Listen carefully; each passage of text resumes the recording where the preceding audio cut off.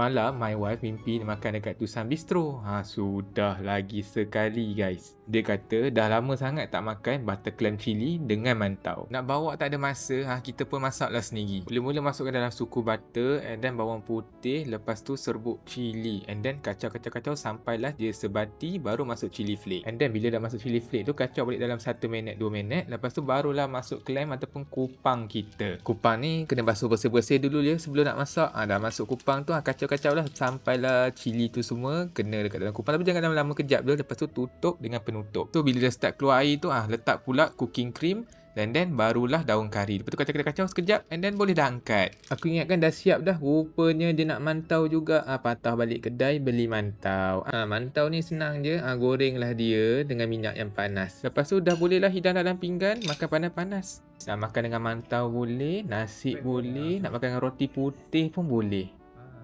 Dah siap dah. Tusan Bistro tak ada, Hunain Bistro ada. Cuba rasa. Apa? Presentation macam kedai.